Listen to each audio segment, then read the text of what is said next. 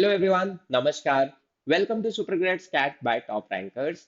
And today we will be discussing कि भाई मेरा स्नैप हुआ था उसमें क्या क्या ऐसा हो गया जिससे मैं सीख सकता हूँ और अपने स्लॉट में अप्लाई कर सकता हूँ।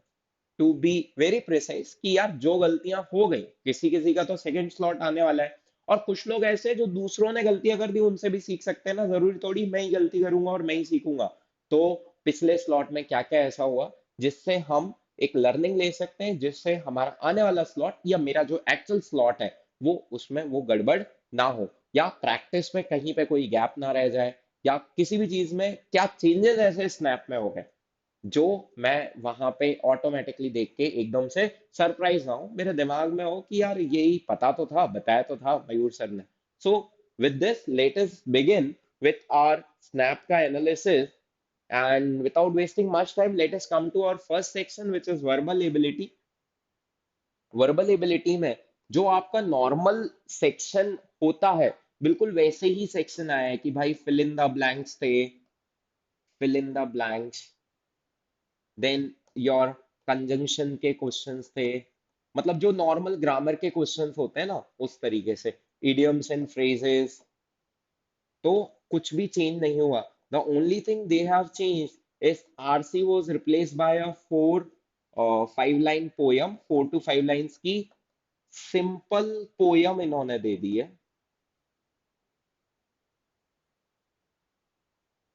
People pronounce it as poem, so I may sound old school calling it as poem, but perfectly fine for me. कि उन्होंने सिंपल एक पोएम दे दी है पर क्वेश्चन चेंज नहीं हुआ है। जो logical thinking you have to involve while getting the answer is remaining same. बहुत ज्यादा ऐसे डिफिकल्ट नहीं दी हुई है पोयम कि बिल्कुल ही वैसे दे दी कि आपको समझ में ही नहीं आ रही है।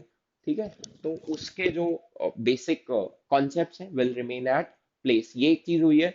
तो बी प्रिपेयर्ड कि आपके आने वाले स्लॉट्स में इस तरीके का कुछ हो सकता है जो कि अभी तक नहीं देखा गया था, है ना।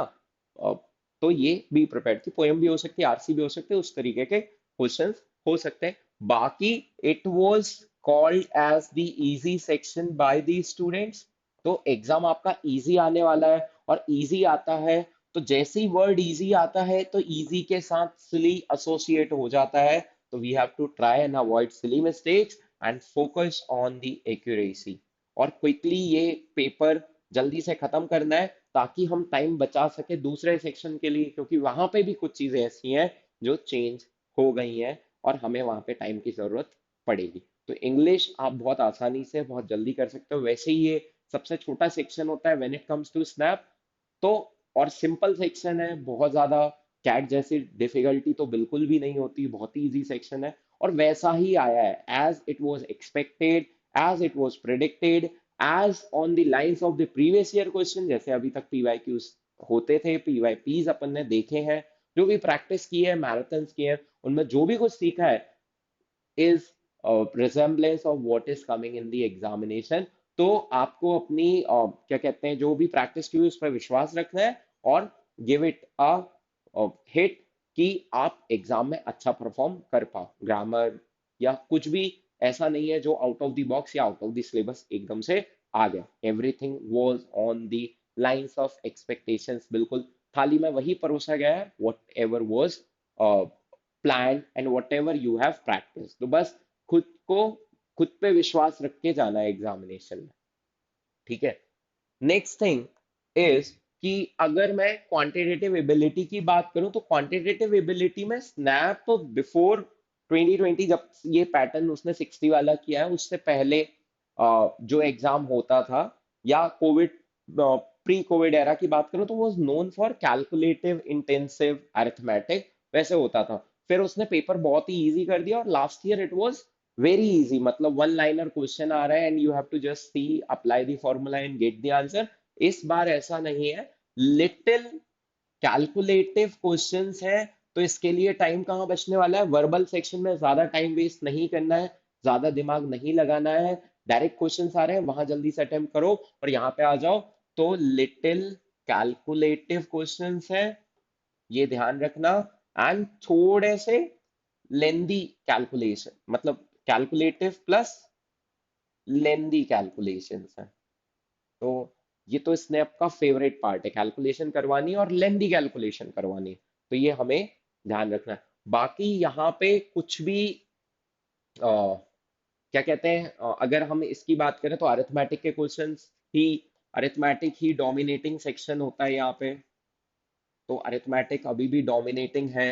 अगर मैं बात करूं दूसरे सेक्शन की, तो ज्योमेट्री के क्वेश्चंस, जो डायरेक्ट क्वेश्चंस इसके आते थे, वो 2 से 3 आए हुए हैं इस एग्जामिनेशन में।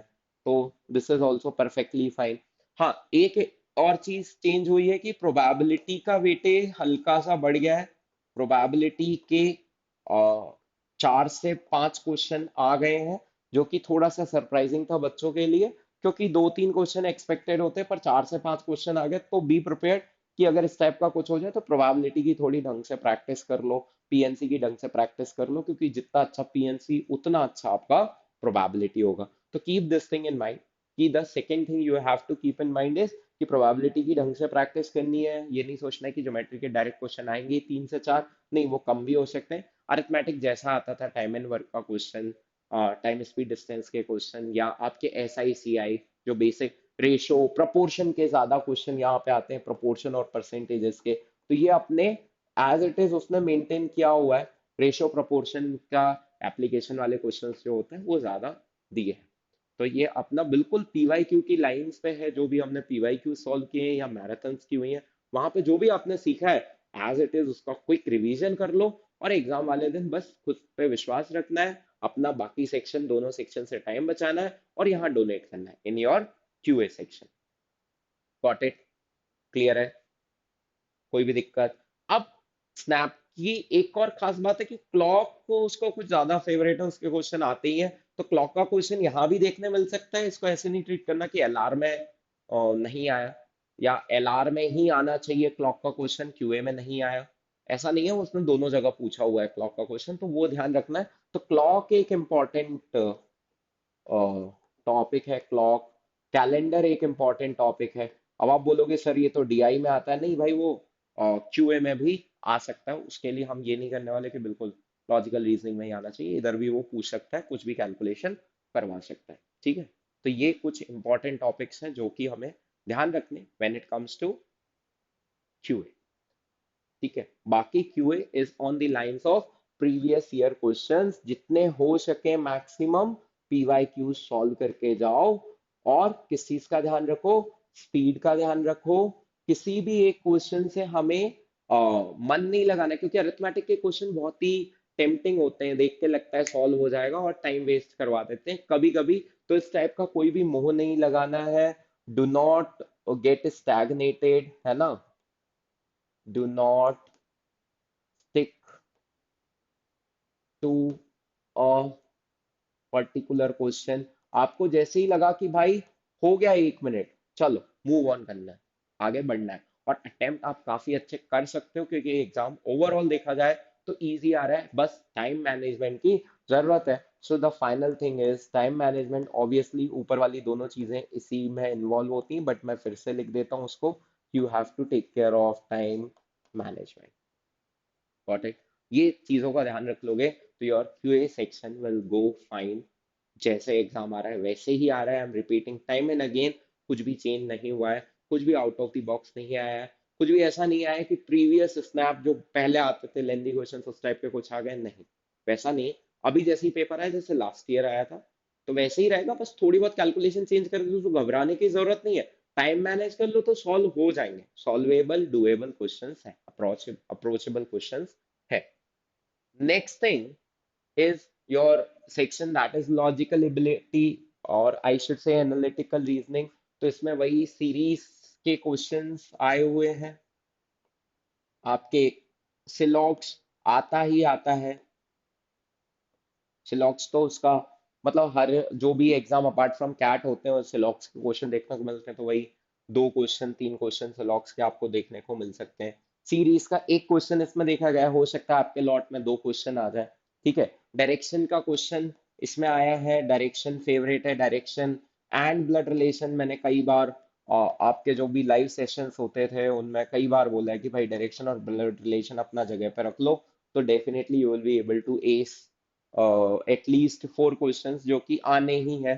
तो इन दोनों के मिला के 4 से 5 क्वेश्चन आपको देखने को मिल सकते हैं। एक कंपैरिजन पजल आपको देखने को मिल सकती है, ठीक है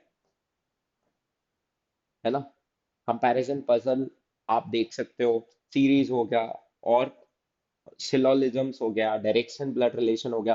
कैलेंडर क्लॉक की हम बात कर चुके हैं क्यूए में, वो एलआर में भी आपके हो सकते हैं, ऑड मैन आउट हो सकते हैं, कोडिंग डी कोडिंग हो सकती है। तो ये सारे topics you have to be prepared. Calendar का वही वाला क्वेश्चन आया हुआ है जो प्रीवियस ईयर में आया था, कि जुलाई इतनी को ये डेट थी, तो बताओ 3-4 महीने बाद इस दिन कितने मंडे होंगे, इस महीने में अगर थर्ड को ट्यूसडे है तो बताओ कितने सैटरडे होंगे। इस टाइप के जो क्वेश्चंस होते हैं कैलेंडर के, बहुत ही बेसिक क्वेश्चंस हैं ये आपके एग्जाम में आए हुए हैं एज इट इज। दो क्वेश्चन, क्लॉक का गेन और लूज का क्वेश्चन आया हुआ है, टाइम गेन और lose, time gain and clock, one clock gains other clock loses, इस टाइप का क्वेश्चन देखा गया। और डायरेक्ट क्लॉक के एंगल वाले क्वेश्चन आए लॉजिकल रीजनिंग में। गेन और लूज वाला जो क्वेश्चन है वो क्यूए में आया हुआ है। तो ये अच्छे से प्रैक्टिस कर लो भाई, क्लॉक अपने को दो दो जगह फायदा दे रही है, उधर भी एक क्वेश्चन बन जाएगा, इधर भी एक क्वेश्चन बन जाएगा। तो सारे टॉपिक्स बिल्कुल उन्हीं लाइंस में जो हम अभी तक पढ़ते हैं। द मोस्ट इंपॉर्टेंट थिंग जो कि मैंने बार बार रिपीट की है, कि अपार्ट फ्रॉम ऑल दिस, ये तो आप प्रैक्टिस कर ही रहे हो, the one thing that will create all the difference is your critical reasoning, basic critical reasoning I should say. कौन सी वाली? बेसिक वाली। कौन सी? Cause and effect. क्योंकि इसके दो क्वेश्चन इस साल बढ़ गए हैं, बाकी कहीं से उन्होंने रिड्यूस करके इसके दो एक्स्ट्रा क्वेश्चन डाल दिए। और जो एक lengthy comprehensive based course of action का क्वेश्चन आता था डिसीजन मेकिंग की लाइंस पे, वो क्वेश्चन दो आए हैं। तो ये वाली जो रीजनिंग है, cause and effect, course of action, then assumptions, majorly dominating section देखा गया है अभी तक assumptions को। बट assumptions के भी दो क्वेश्चन आए, इसके भी दो आए, इसके भी दो आए, तो assumption रिड्यूस हो गया और कोर्स ऑफ एक्शन इंक्रीज हो गया, उसका एक आता था, दो क्वेश्चन हो गए, ठीक है। तो ये आपको करने हैं पूरे के पूरे पेपर में। ये मैच द कॉलम टाइप के questions, match the column type के क्वेश्चन, सिनोनिम एंटोनिम्स जो अपने वर्बल में होते हैं, वो देखने को मिले। तो वो सेम ही पेपर पैटर्न है, सेम ही सिलेबस है, कुछ भी पीवाईक्यू से अलग नहीं आ रहा है। ऑब्वियसली वैल्यूज बस चेंज होंगी, क्वेश्चन वही के वही रहने वाले हैं। तो बिल्कुल परेशान होने की जरूरत नहीं है, कोई धमाका नहीं हुआ है स्नैप वाले एग्जामिनेशन में कि बिल्कुल ही बियॉन्ड एक्सपेक्टेशन आ गया हो, नहीं, it is as per your expectation. So focus on your means पहली चीज तो you have to rely on your own strengths, and then you have to be confident about yourself, and then focus on your practice and you will be able to ace। अभी भी एक week बचा हुआ है अगले वाले lot के लिए, और उसके अगले लॉट जिनका भी है, लास्ट वाला अटेम्प्ट जिनका है, थर्ड अटेम्प्ट जिनका है 21st को, तो उनके लिए 2 वीक बचे हुए हैं। अभी भी 2 वीक में कुछ नहीं बिगड़ा है, आप ये सारी चीजें प्रैक्टिस कर सकते हो। If we talk about attempts, तो यू हैव टू ट्राई कि भाई मेरे अटेम्प्ट 40 से लेके 50 के बीच में हो, बेयर मिनिमम। तुम 60 करके आ रहे हो तो ये नहीं बोल रहा हूँ कि सिर्फ 50 करने हैं, नहीं, तब तो इट्स वेल एंड गुड, तुम पूरे 60 करके आओ। लेकिन खुद के अगर किसी के थोड़े कम आ रहे हैं तो you have to stretch yourself कि भाई कम से कम या तो मैं 40 पहुंचूं या 40 से 50 पहुंचूं, क्योंकि पेपर इजी आ रहा है तो कट ऑफ स्लाइटली ऊपर जा सकता है। बट क्योंकि मैथ्स थोड़ा डिफिकल्ट आ गया तो उसकी वजह से वो बैलेंस आउट भी हो सकता है। बट बाकी दो सेक्शंस बहुत इजी है, तो हल्का सा एक आध नंबर से कट ऑफ ऊपर भी जा सकता है। तो be on the safer side रहने के लिए आपको 40 से 50 अटेम्प्ट करने की कोशिश करनी है। This is what I wanted to convey related to your snap. And obviously, those who have attempted very good in a snap and are very sure कि अरे मेरे तो सर 50 है, मेरे तो 48 है, मेरे तो 52 सही होने वाले हैं, जिन लोगों को बिल्कुल लग रहा है कि यार सिम्बाइसिस से डेफिनेटली कॉल हो जाएगा, तो बिल्कुल भी डिले ना करें, ज्वाइन और एडमिट श्योर बैच, है ना। It is just at rupees 799 and it will help you to go through each and every procedure whatever is required in your in means second inning of your admission procedure, and you will get the expert sessions on GK, आपके case studies और सारी चीजें, mock interviews, feedback, आपको return feedback share किए जाएंगे verbally, सामने भी return भी, दोनों तरीके से। एंड ऑब्वियसली आपको पता है कि किस कॉलेज में किस टाइप के क्वेश्चंस पूछे जाते हैं, आपने किस कोर्स के लिए अप्लाई किया हुआ है, तो उस टाइप के सेशंस। ऐसा नहीं कि ओवरऑल एक सेशन कंडक्ट हो गया कि this is how interviews are there, नहीं, ऐसा नहीं है। You will get all these things, will be helping you with essays, SOPs, written ability, and everything.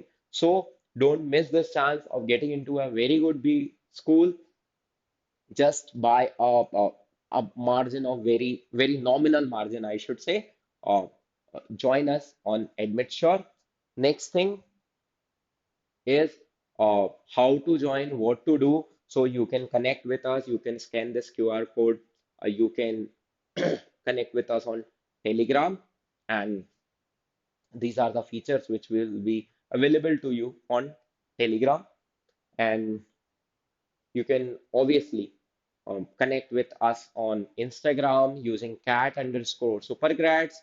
You can follow, share, subscribe via YouTube, that is at the rate supergrads cat, and TR management community, cat said go. And finally, here is the contact number which you can definitely use and connect with us for your further queries related to Snap and other management entrances. With this, I would like to take your leave. All the very best. Keep liking, sharing, and subscribing. And do let us know in the comment box कि यार अभी sir मुझे इस चीज की जरूरत है, please help. ठीक है, ऑल द वेरी बेस्ट।